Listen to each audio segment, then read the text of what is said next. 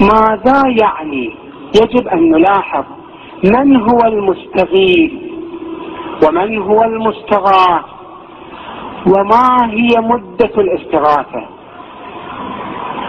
الرواية الصحيحة هذه تصرح أن الذي يستغيث من انتقام بدم الحسين هو الله تبارك وتعالى،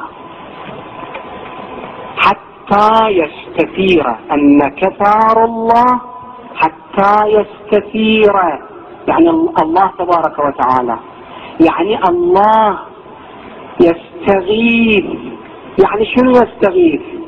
راجع كلمة يستغيث يعني يطلب العون، يطلب العون للأخذ بثار الحسين صلوات الله عليه، يطلب العون للأخذ بثار الحسين صلوات الله عليه.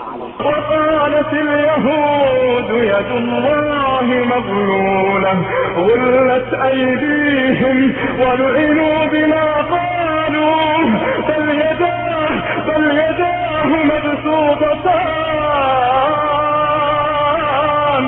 يداه مبسوطتان ينفق كيف يشاء وليزيدن كثيرا منهم ما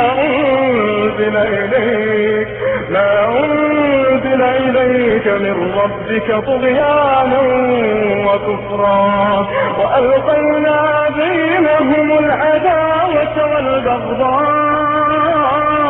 والبغضاء إلى يوم القيامة كلما أوقدوا نارا للحرب أطفأها الله ويسعون في الأرض فسادا والله لا يحب المفسدين. ويسعون في الأرض فسادا والله لا يحب المفسدين.